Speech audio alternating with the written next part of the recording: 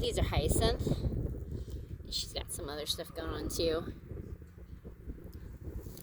So pretty. First heralding of spring.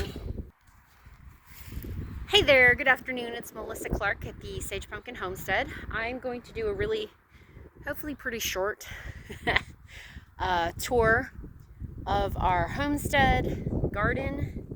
It's our 20 by 20. It's going to be the first garden tour of 2024.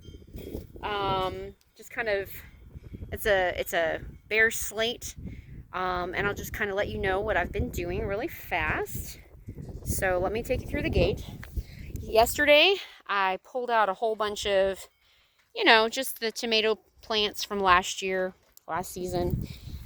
We had a number of them, and I've been rotating them from the first year we were here. So, close that. This is the 20 by 20. We have a tunnel over here and this nice space. It's been serving us pretty well. And as you can see, it's pretty clean slate. Definitely pulled a lot of stuff out and getting it prepared for spring. Let me give you a real quick thing here. Let's see if I can do it right here. Here we go. All right, so garden tour. Not much of a garden as you can see at the moment. I'll go around real quick because there are a few things that are coming back that I've sort of left in here. We put some echinacea plants in a couple years ago now. It finally flowered last year for the first time, the one that's a little bit bigger than the other. I've got them in kind of two separate areas, and I'll show you those. And we put a strawberry patch in about 3 years ago. And after a year, it gave us strawberries about 2 years ago. Gave us some strawberries last year, actually quite a bit. Very excited about that. So I will show you, I think we have some new things coming in there. I put in some asparagus last spring, so I'll show you where that is.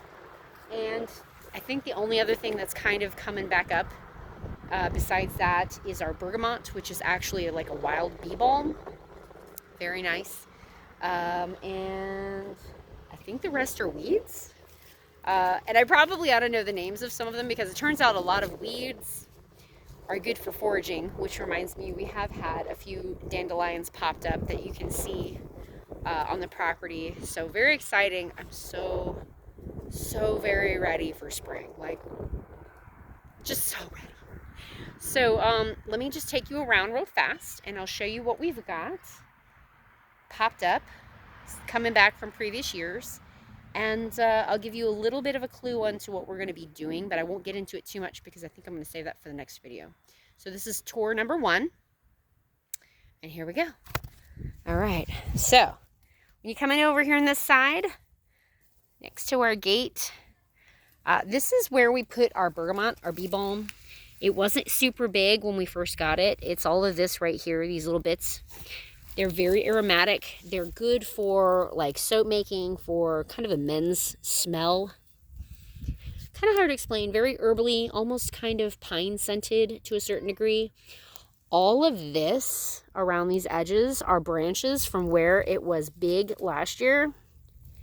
All of this. And it got really tall. I had to cut it back a couple times. So it was really big. And I'm very happy with that. That was, I think, the second year. So this will be its third year coming back. Got a little bit over here. Here's our bit of our echinacea coming back.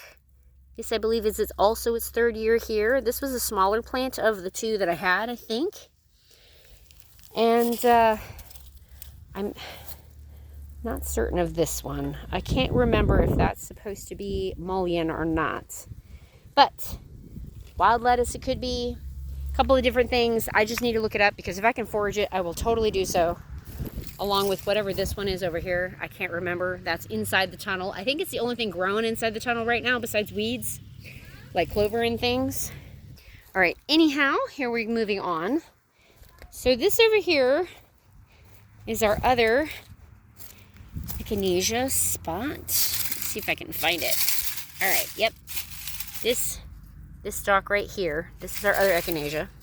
Haven't seen quite any new growth yet. Oh, there's some right there. Yep, it's coming back. Very nice. Yep, it was taller, so this one might have been the bigger one. I'm not sure.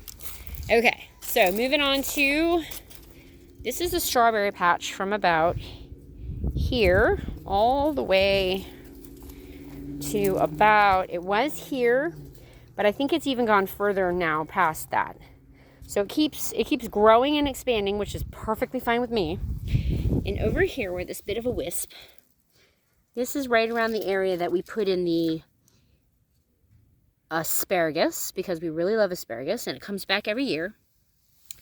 I don't believe this will be the year that we harvest it. I think we wait until next spring to start harvesting it, and then that's when it's big enough to do that.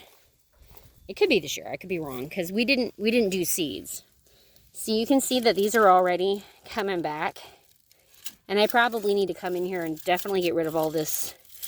But like I said, I haven't fully cleaned out yet. I was just doing some of that other stuff. I got the big plants.